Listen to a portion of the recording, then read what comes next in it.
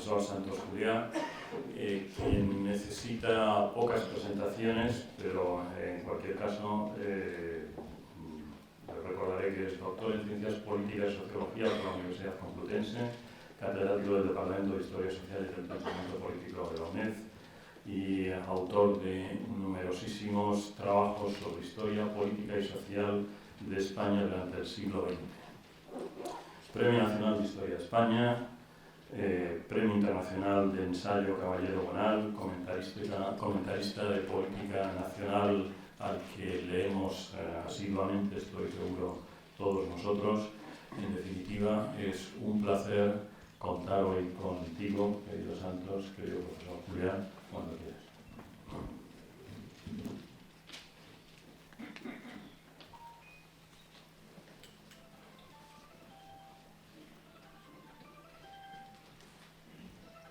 Bueno, realmente el placer es mío, querido rector.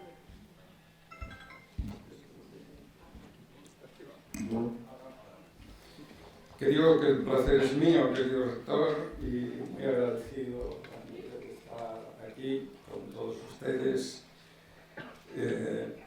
en una ocasión para la universidad tan especial, porque es propio de la Universidad Española, fue propio de la Universidad Española en los años de la República iniciar cursos de verano con un fin que entonces naturalmente era muy diferente al de ahora, aunque no creo que ahora no estemos tan necesitados como entonces de aquello, que consistía en poner en contacto estudiantes españoles con profesores que no tenían ocasión de conocer y tratar personalmente en su universidad. La República, como saben ustedes, trajo una renovación del panorama educativo y pedagógico español, muy derivado de la institución libre de enseñanza, que por una parte miró a la educación pedagógica del pueblo, de lo que se llamaba el pueblo, y por otra parte miró a la creación de élites intelectuales de cuya ausencia se suponía que se había derivado un atraso secular de España.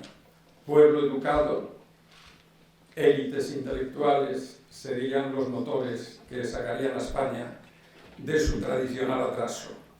Y en este contexto es donde nace la idea de la Universidad de Verano. Porque fuera de los cursos reglados, fuera del trato normal de los profesores autóctonos con los alumnos que eran realmente una minoría, no tiene nada que ver con el número de universitarios de ahora, fuera de ese trato y en un ambiente agradable como es el verano del norte en España, se daba una comunicación con el exterior. Se ponía a los jóvenes destinados a formar parte de esas minorías electas, que también se llamaba entonces, se les ponía en contacto con el exterior, que respiraran aires más allá de los Pirineos, que se acabara con el famoso mirar hacia adentro, el ensimismamiento, la búsqueda del ser de España. Es propio de la generación del 14 este impulso, y de ese impulso viene esta inauguración de curso hoy, que digo, sí, seguimos necesitados de mayor contacto con el exterior, porque si consideran el tiempo que nuestros líderes políticos han dedicado en sus debates públicos y en sus manifestaciones públicas a cuestiones que tienen que ver con Europa, con el lugar de España en el mundo, con las relaciones internacionales, es simplemente cero, simplemente no han hablado. Bueno, mejorarlas.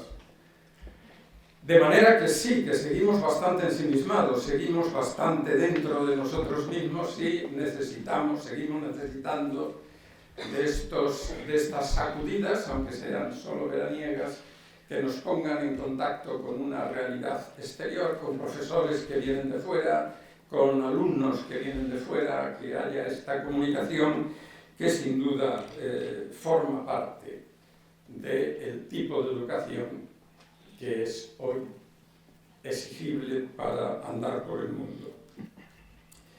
Bueno, hablábamos antes, en el dato anterior, no estaba previsto ni que este acto coincidiera con un partido de fútbol que nos vuelve a mandar a casa, por lo visto, recordando los tiempos en los que, sí, pasábamos de la liguilla, ya era bastante, y nos dábamos con un canto en los dientes, pero que coincide también con el día después de unas elecciones. Entonces casi hemos estado a punto de decidir o de cambiar el programa y que, les entretuviera durante este rato con algunas consideraciones sobre cómo hemos venido a parar aquí, a un sistema político que está, yo decía en el último de unos comentarios breves, me preguntaba si estaba gripado, en el sentido en que se gripan los motores de los automóviles, es decir, por un recalentamiento excesivo de lo interior, nos hemos bloqueado y no encontramos una salida. Pero atractivo como hubiera sido para mí tratar de esto, me voy a tener al programa y les voy a invitar a un recorrido por el pasado. Ese recorrido por ese país que el autor de aquel libro, que fue célebre sobre todo por la película que de él se proyectó, The Go Between, El mensajero, creo que se tituló aquí, llamó, el autor del libro, Huxley, lo llamó país extranjero al pasado. El pasado es un país extraño, extranjero, a foreign country. Extranjero porque la gente hace las cosas de manera diferente. Este es el gran atractivo del pasado. Y Huxley dio bien en la definición del pasado. Es efectivamente, no es nuestro país, es otro. Ha pasado, ya no es. Y lo que lo hace atractivo es conocer por qué, cómo, de qué manera, cuáles eran las circunstancias de que la gente actuara de manera diferente. Ellos hacen las cosas diferentemente, dice Huxley. Ellos, los del pasado. El pasado siempre ha constituido una parte de las inquietudes del presente. De manera que desde el presente hemos proyectado miradas sobre el pasado de muy diferentes maneras y con muy diferentes propósitos y buscando cosas muy diferentes, ¿no? Vicens Vives habló alguna vez de la gran familia de los que se ocupan del pasado. Indudablemente del pasado nos ocupamos todos alguna vez. Todos alguna vez le hemos dicho a alguien, recuerda. Recuerda es la voz del mandato bíblico. Es el Zahov. Recuerda. Piensa en lo que pasó. Eso siempre nos lo hemos dicho, pero hay gente un poco patológica, creo yo, que nos dedicamos como oficio al pasado. Es decir, que hemos dedicado nuestra vida al pasado. Esos caminos que vienen por los que nos dirigimos y nos encontramos al pasado y en el pasado, esos caminos han sido muchos y hay muchas maneras y nadie puede aspirar a tener la exclusiva de acercarse al pasado. El pasado no es de nadie, el pasado es de todos.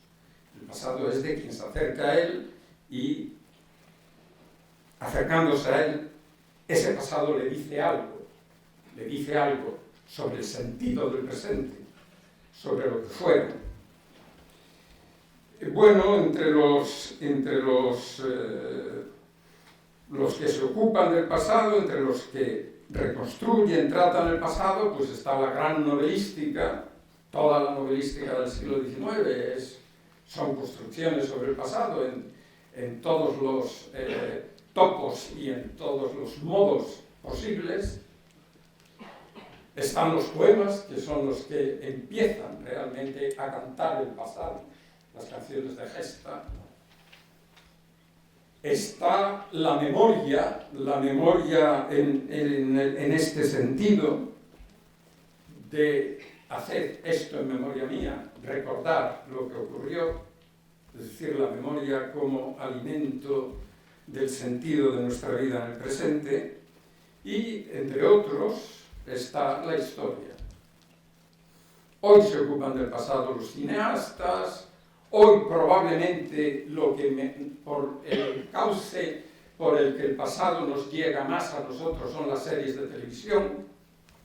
No me refiero realmente a Juego de Tronos, que me parece una cosa totalmente disparatada, sangrienta, cruel, y no tiene nada que ver con lo que estoy diciendo aquí, que eso no... Pero sí, todos recordamos series magníficas de televisión que han reconstruido el pasado y nos han tenido con cosas que ocurrieron pues a principio de siglo, l'Upstairs, Downstairs, la cantidad enorme de series de televisión. Una gran serie, miniserie, fue Holocausto, que transformó radicalmente la conciencia que se tenía en Estados Unidos, pero en que vieron esta serie es del 78, la vieron 200 millones de personas, pero transformó radicalmente la conciencia alemana sobre lo que había ocurrido con los judíos. Una miniserie de televisión, 4 episodios. Y yo lo que voy aquí en este momento es a, decir algunas cosas no sobre cómo tratan el pasado los literatos, ni las canciones, ni los poemas, ni la televisión, ni el cine, sino la memoria y la historia. Y para eso es menester saber al menos, como punto de partida, de qué hablamos cuando hablamos de memoria y cuando hablamos de historia. Y no es mala idea ir al diccionario. El diccionario primero que publicó la Real Academia Española y que conocemos como Diccionario de Autoridades, decía que la memoria era, se lo digo literalmente porque las definiciones de ese diccionario son una preciosidad, son de una elegancia y de un uso del idioma que ya quisiéramos. Una de las 3 potencias del alma en la cual se conservan las especies de las cosas pasadas y por medio de ella nos acordamos de lo que hemos percibido por los sentidos. Esta es la primera acepción de memoria en el diccionario de autoridades, pero luego viene otra en la que, y dice que reside en el tercer ventrículo del cerebro, donde los espíritus vitales imprimen las imágenes o figuras de los objetos que entran por los ojos y los oídos. Me digan que no tiene poesía la definición. Y luego habla de la memoria entendida como fama, gloria y aplauso, que se toma también por lo mismo que monumento que queda a la posteridad para recuerdo o gloria de alguna cosa. De manera que ya en el siglo XVIII los autores de este diccionario sabían que había al menos 2 tipos de memoria. Una es cosas que hemos percibido por los sentidos y que quedan ahí impresas como figuras de los objetos que entran por los ojos o por los oídos. Es decir, están hablando de la memoria de una experiencia personal. La experiencia quiere decir que lo que realmente entra, lo que realmente queda, no es el objeto, sino la experiencia del objeto, lo que los sentidos me han transmitido a mí de ese hecho. Es, por tanto, una experiencia personal y es una experiencia intransferible, es mía, es mi memoria. Y mi memoria es parte de lo que soy, porque ha quedado ahí como impresa esa figura que hemos percibido. Hoy llamaríamos a esa memoria memoria personal, o memoria autobiográfica.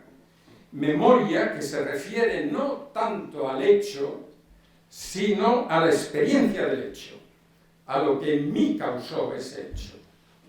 Muchos de los que estamos aquí recordamos perfectamente dónde estábamos y quién nos dijo que Kennedy había sido asesinado. El hecho es que a Kennedy lo mataron. Lo que recordamos es la experiencia de ese hecho. Es mi memoria, lo que yo pensé, quién me lo dijo, dónde estaba, con quién lo comenté, qué deduje de todo aquello. Esa experiencia no queda ahí grabada como el hecho mismo, esa experiencia cambia con el tiempo. No es un depósito al que viene después otra experiencia que se acumula sobre la que he tenido. La memoria es como un flujo, como un fluido, que se alimenta de esas experiencias cada vez que las recuerdo. Pero cada vez que las recuerdo ha pasado tiempo, y el tiempo que ha pasado me ha traído también otras experiencias que modifican la experiencia anterior. Y por eso la memoria es maleable, se cambia. La memoria personal se cambia.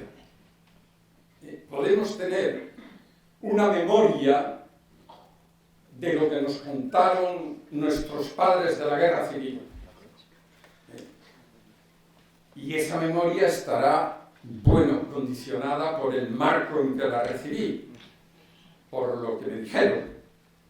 Pero luego mis experiencias posteriores modifican esa memoria. Esa modificación de la memoria es porque en el juego del recuerdo entra también necesariamente el olvido. Es decir, la memoria personal que me sirve a mí para encontrar sentido a lo que hago en mi vida, puede a veces exigirme que olvide algo que me está impidiendo dar un paso hacia el futuro que pretendo dar.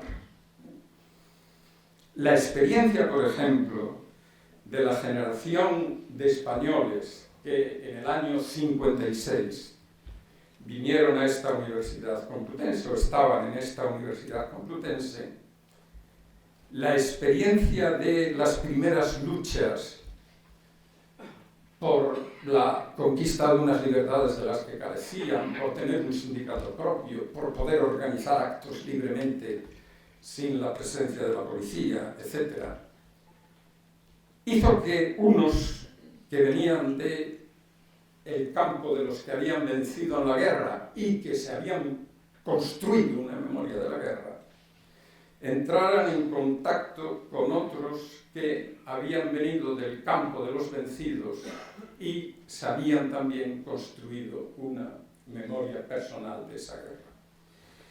Esos contactos estaban dirigidos a esa reconquista de libertades que en otro tiempo existieron y se habían perdido, o simplemente eran una manera de protesta por las constricciones que el régimen mantenía respecto a la actividad universitaria, a la actividad cultural, etc. Y entonces, fíjense, no solo aquí, también en el exilio, esta generación habló de echar al olvido la memoria de la guerra. Echar al olvido, arrojar al olvido. La guerra se había contado como cruzada o se había contado como la guerra contra el enemigo exterior, etc. Se había contado de muchas maneras. Esta primera generación, después de una experiencia personal de acción política, cultural,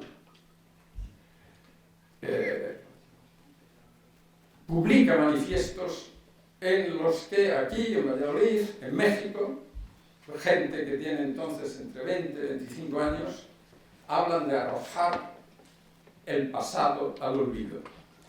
¿Qué significa esto? Esto es una operación de la memoria en la que lo que se pretende es que el recuerdo del pasado no bloquee la acción del presente.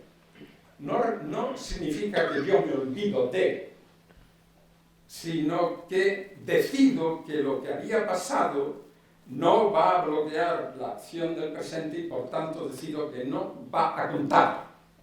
Sé lo que pasó.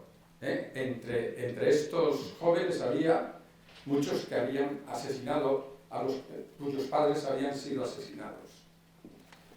Y sin embargo ven y entran en contacto con otros jóvenes que vienen del campo de los asesinos. Eso no estaba dividido tan limpiamente. Hubo asesinos en todas partes y muertos en las cunetas de todas partes. Entonces, si pones toda tu memoria ahí encima, la posibilidad de encontrar una acción común hacia el futuro no existe. Por eso la memoria es personal, es también una memoria que está al servicio de algo, no de la gloria o de ese monumento que queda para la posteridad, sino para que tu vida siga teniendo sentido en relación con la colectividad a la que perteneces y en los encuentros que tú tienes con otros. Si tú quieres romper radicalmente, pones toda la memoria encima y se acabó la posibilidad de hablar. Si tú quieres entrar en otro tipo de acción, la memoria no te hace olvidar al pasado, porque sabes que el pasado está gravitando sobre ti, pero sí ponerlo al lado. Olvidarse voluntariamente, dice el diccionario de autoridades. La segunda sería la memoria llamada histórica, que hoy llamamos histórica colectiva y que más recientemente se ha llamado memoria cultural. Es decir, es lo que recuerda una colectividad. Bueno, las colectividades no recuerdan, no son sujetos de memoria. Evidentemente no recuerdan. Pero una colectividad construye narraciones sobre el pasado que se van transmitiendo de generación en generación. Marc Bloch, que se llamaba a sí mismo en un libro que fue lo último que escribió, ya preso de los nazis, torturado y finalmente fusilado. Marc Bloch decía en ese libro: nací judío y muero como un buen francés. Tiene un capítulo precioso sobre la memoria colectiva en un libro titulado el feudalismo en Francia, la sociedad feudal. Ahí Marc Bloch trata de cómo el mundo medieval está muy interesado sobre el pasado y cómo se cuentan en el silencio del claustro o en el espacio del castillo, es decir, espacios cerrados, cómo se cuentan, cómo se transmiten las leyendas, las genealogías, las historias del pasado. A eso es a lo que Marc Bloch le llamó memoria colectiva, es decir, el abuelo que le cuenta al nieto en la paz del castillo o en el silencio del claustro, le cuenta de dónde viene, de dónde procede. Esta memoria colectiva, naturalmente, está también dirigida a que el nieto, que los que vienen, encuentren un sentido en su espacio, en el espacio en el que están viviendo. Y ese Normalmente esa memoria cultural, esa memoria colectiva, o que llamamos también histórica, que es un oxímoron en definitiva, o una metáfora, está normalmente dirigida a rememorar, a conmemorar, se realiza en comunidad, se realiza en sociedad. Y son narraciones que recibimos que van modificando sus contenidos y que finalmente están destinadas sobre todo a transmitir a quienes la reciben la idea de que ellos son diferentes, es decir, que somos esto. Somos esto, solo tiene sentido cuando afirma simultáneamente no somos como los demás, no somos los otros, somos esto. Es decir, es una memoria dirigida a construir identidades colectivas. Esas identidades colectivas normalmente buscan puntos de apoyo en el pasado para llenarse de contenidos. Y esos puntos de apoyo en el pasado van paulatinamente dejando sus huellas en la morfología de la ciudad, en los monumentos que se construyen, en las canciones que se componen, en todo ese mundo que forma parte de lo que llamamos cultura y que tiene que ver con fenómenos acaecidos en el pasado que me hacen llegar una tradición. Esta memoria cultural ha ido progresivamente llenando el campo del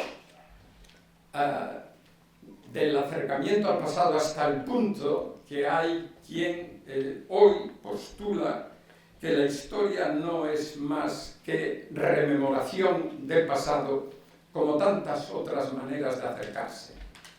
Es decir, construir nuestra identidad propia como mujer, como hombre, como español, como católico, como joven, como perteneciente a una comunidad nacional. Construir esa identidad a base de inmersiones en el pasado, en la que cuenta todo lo que el pasado me ha producido, que me conduce a mí hasta aquí, y rechazo o no tengo en cuenta aquello que pudo haber torcido lo que hoy creo yo ser. Es decir, es una memoria, la memoria es una mirada al pasado dirigida expresamente para reforzar la identidad del presente. Todo aquello que en el pasado de esa colectividad pensemos o piense quien construye memoria que no es instrumento adecuado para la construcción de esa identidad en el presente es obviado, es dejado al lado, no se habla de eso, no se tiene en cuenta eso. Esta memoria, digo, se ha convertido últimamente en lo que alguien ha llamado el término líder de la historia cultural, porque indica todos los distintos modos en que la gente construye un sentido del pasado.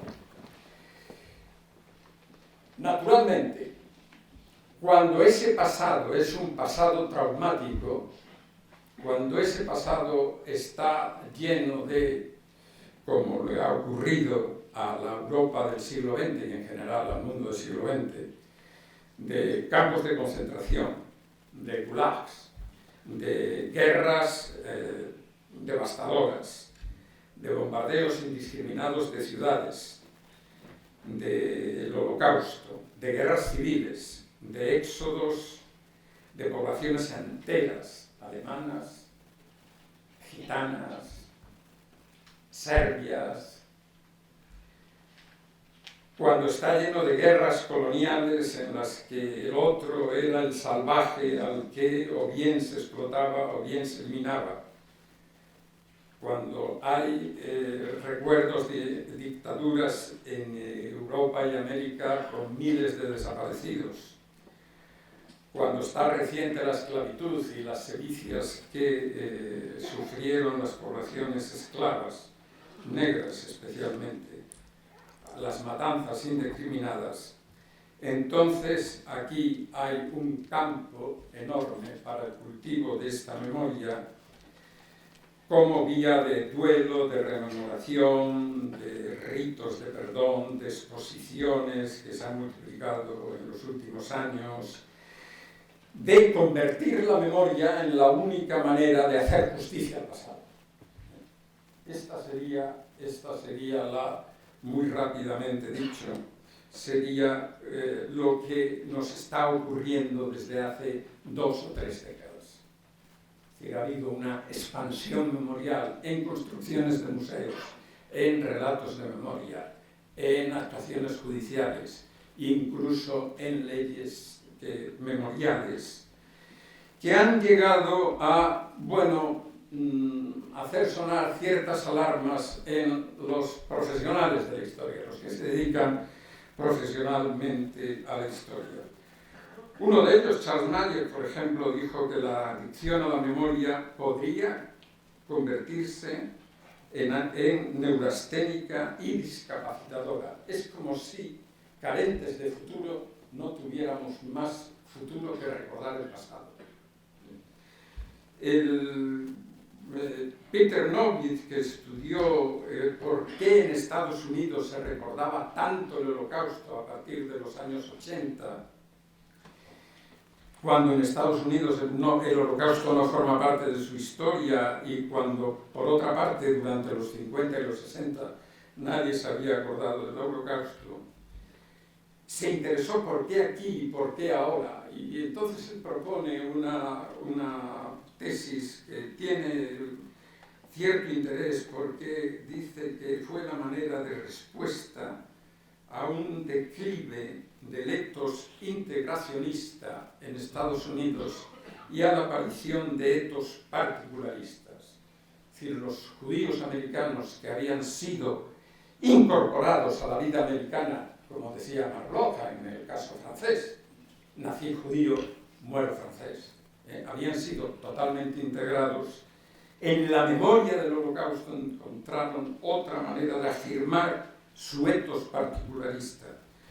Bueno, Shlomo Ben-Ami, que conocemos, afirmaba que el Holocausto en las nuevas generaciones judías se había convertido, y cito textualmente, en el mayor incentivo de la fuerza militar y la mayor justificación de la tenacidad israelí frente a sus enemigos.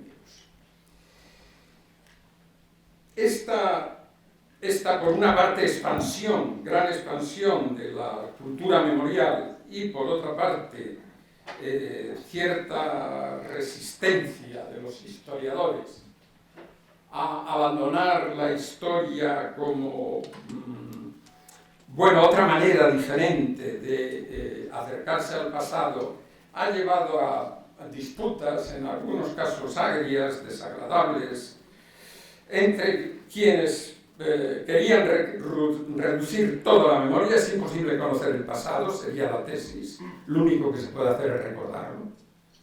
Es la tesis de Keith Jenkins, en una discusión con otro historiador norteamericano, Richard Stone, en el que le dice que, como realmente la historia no es camino, la historia que tú me cuentas, le decía, ¿no? La historia que puede contar Trevelyan de la Inglaterra victoriana, no es la Inglaterra victoriana, es la historia que Trevelyan cuenta de la Inglaterra victoriana. Y la Inglaterra victoriana no está ahí para que tú vayas y nos puedas decir exactamente cómo era. Esa historia que tú estás contando es tu historia de la Inglaterra victoriana. Bueno, y ahí surgieron entonces, dado esa gran esa gran expansión, como digo, algunos movimientos en los que los que se han movido más, como siempre, tienen una corporación de historiadores muy fuerte, como es la francesa, publicaron un manifiesto titulado Liberté pour l'Histoire, en la que partían de varios axiomas muy contundentes. La historia no es una religión, la historia no es la moral, la historia no es la esclava de la actualidad, la historia no es la memoria, la historia no es un asunto político, no es un objeto político. Entonces, ¿qué es la historia? ¿Qué es la historia realmente? Quienes pensamos, yo pienso también, lo que estoy dentro de esta corriente, que la historia es una manera específica de acercarse al pasado que no ha perdido, a pesar de todos los giros lingüísticos, de los posmodernismos, de Heidenwald, etcétera, de todos los grandes debates que ha habido durante las últimas décadas, que no ha perdido nada de su exigencia y, por otra parte, de su necesidad. Y como con Marc Bloch partí de la memoria colectiva, podría partir aquí de Heródoto de Halicarnaso como el fundador, digamos, de este tipo de acercamiento a la historia en un proemio memorable a su historia de las guerras entre persas y griegos. Y dice Heródoto, fíjense, esta es la exposición del resultado de las investigaciones de Heródoto de Halicarnaso para evitar que con el tiempo los hechos humanos queden en el olvido. Estas palabras indican que hay alguien que dice yo. No es una colectividad, sino es un autor. Yo, que me llamo así y que nací aquí, inicié una investigación, salí del lugar de origen, dejé las voces ancestrales que me habían contado cómo habían sido aquellas guerras, las dejé atrás. Se liberó de los relatos míticos en los que esas guerras intervenían deitales, abandonó Halicarnaso, salió de su patria y empezó a recorrer el mundo investigando, dice él, lo que persas y griegos dijeron acerca de cómo habían sucedido las cosas, para afirmar luego, yo, otra vez, por mi parte, no voy a decir que fuese de esta manera o de la otra, como habían sido los relatos de memoria recibidos, sino indicar quién fue el primero en iniciar actos injustos, y seguiré adelante con mi relato, ocupándome por igual de las pequeñas y grandes ciudades. Haré mención a unas y otras por igual. De manera que el oficio que, sin mayor conciencia de que iba a ser después la narración de los hechos del pasado, de este halicarnasiano, es salir de la casa, es abandonar el espacio familiar, es abandonar el tiempo que le ha tocado vivir y se va a un país remoto, a un país extraño, mojable, se va a un país que no es el suyo. Y en ese país que no es el suyo encuentra las huellas de lo que ocurrió, oyendo a unos, oyendo a otros, contrastando, investigando.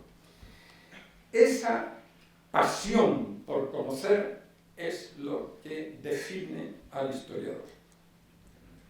No es una pasión dedicada a un fin concreto. No es una pasión para la gloria de unos o para la gloria de otros, o para la condena de unos o la condena de otros. No es la pasión que puede sentir un juez cuando investiga, ni un policía cuando persigue un delito, ni un político cuando encuentra en el pasado razones para montar un programa para el futuro. Tampoco es la de un legislador, tampoco es la de alguien que quiera conmemorar ese pasado. El historiador no es ni un juez, ni un policía, no es un político, no es un legislador. No sale a buscar al pasado más que con el propósito de documentar, interpretar, comprender, explicar, desentrañar tramas de significado, representar, conocer lo que ocurrió y narrarlo. Es claramente la doble dimensión de nuestro trabajo. Esa narración, que es donde el autor mete su yo, tiene que ser controlada por las voces del pasado que le llegan hasta él. Por recordar a Marlowe de nuevo,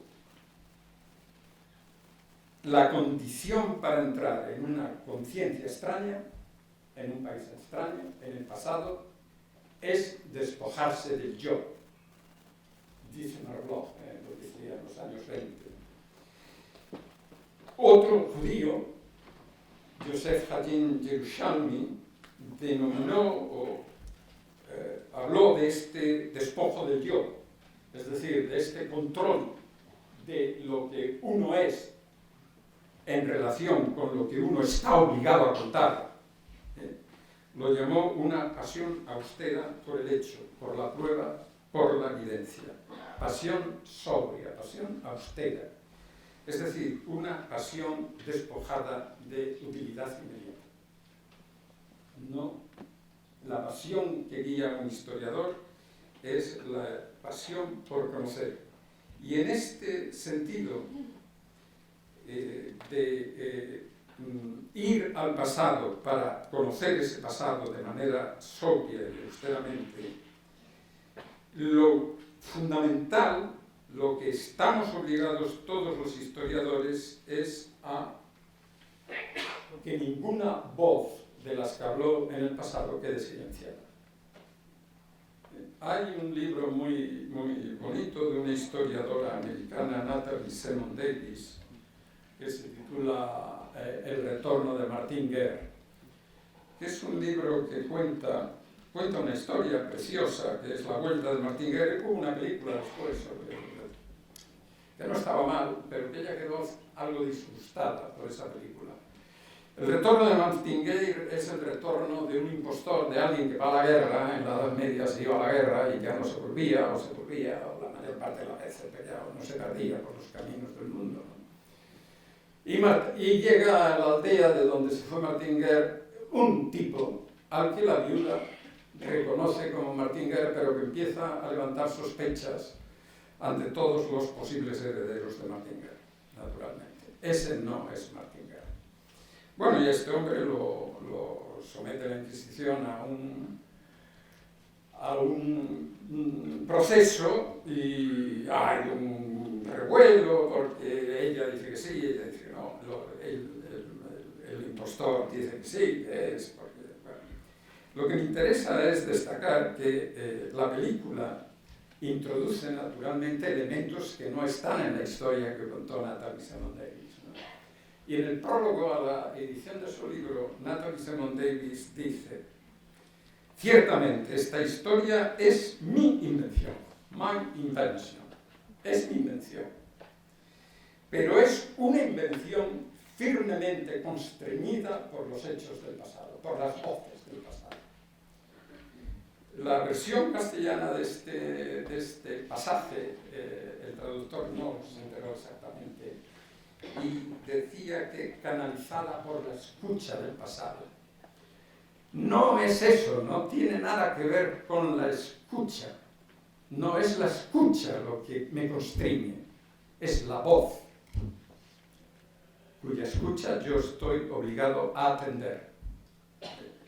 De manera que, cierto, nuestra construcción es nuestra, evidentemente. esa es la historia que tú cuentas, es verdad, y por eso lo que cuento es público y, por tanto, objeto de debate, ciertamente. No, ningún historiador puede exprimir hasta el final ese París extraño, y caben muchas miradas, pero esas miradas tienen un destinatario, que es la plaza pública, y en la plaza pública se discuten esas miradas. Y en la discusión de esas miradas es exactamente que no hayas suprimido nada que es la verdad, supresio de él, que es lo que habitualmente las construcciones de memoria hacen. Cuando, por ejemplo, Stalin quiere recordar su vinculación directa con Lenin, suprime a Trotsky de la fotografía. Esa manera de contar la vinculación de Stalin con Lenin, suprimiendo a Trotsky de la fotografía, no es más que una supresión de una parte del pasado. No te está contando otra historia, pero te está suprimiendo parte de la verdad de esa historia. El mismo diccionario de autoridades llama a la historia relación hecha con arte, una descripción de las cosas como ellas fueron.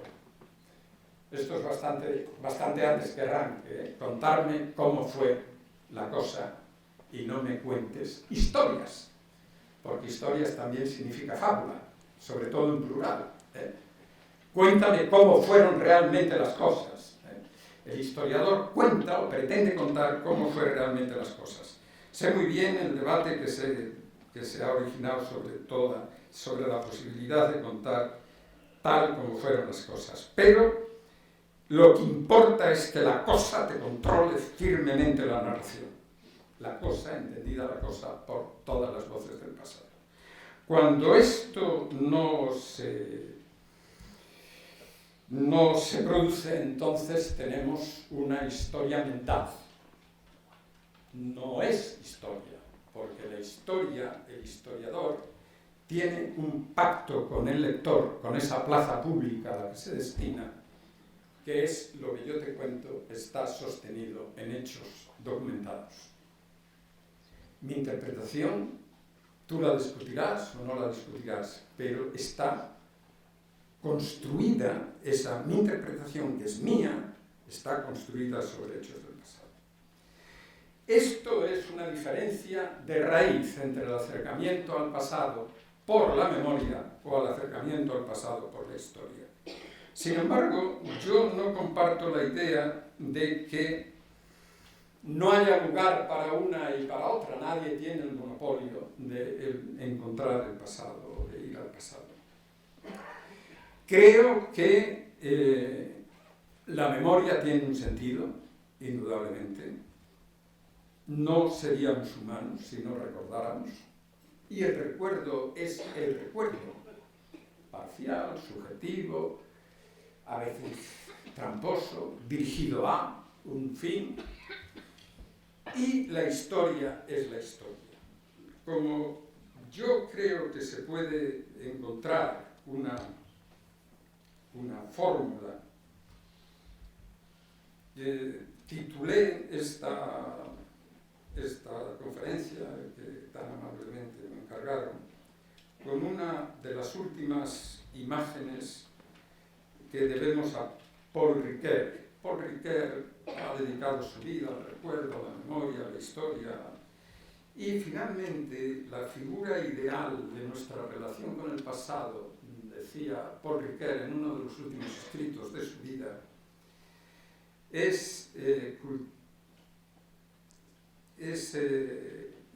dice él, una memoria instruida por la historia y frecuentemente herida por ella. Blessé par l'histoire, la memoria herida por la historia. ¿Por qué me parece que esta es la figura que explica mejor? Bueno, pues porque la memoria sale, como digo, al pasado a encontrar aquello que refuerza tu propia posición. La memoria hoy es objeto no solo de gente desinteresada que va al pasado por curiosidad o que recuerda, sino que es objeto de la política, de estados que construyen relatos sobre el pasado para legitimar un sistema determinado de poder.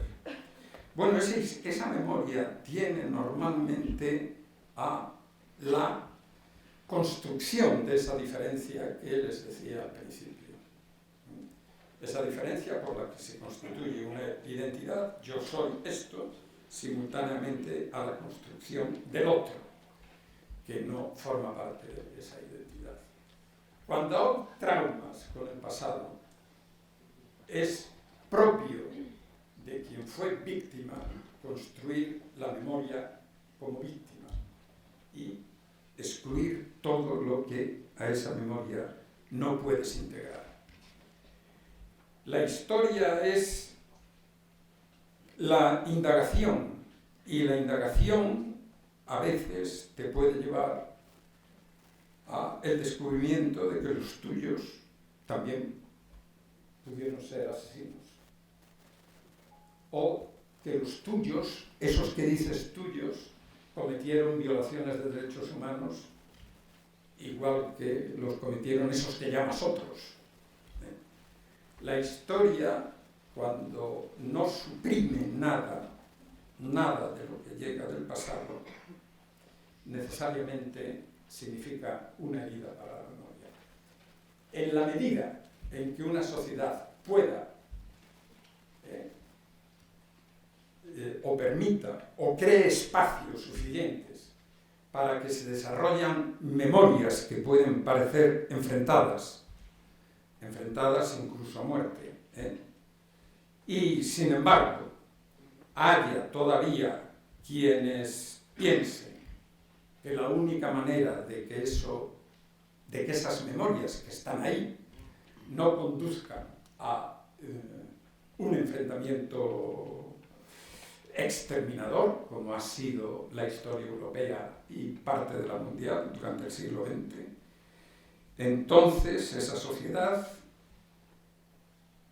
necesariamente va a producir o se va a producir en esa sociedad una herida a las distintas memorias en la que está la raíz de que puedan seguir conviviendo. Por eso, el conocimiento del pasado austero y sobrio, sin ponerlo al servicio de ninguna causa, de ninguna nación, de ningún partido, de ninguna... Por eso creo que es el camino que, por permitirnos convivir en el presente, nos abre más las perspectivas de futuro. Muchas gracias por su atención.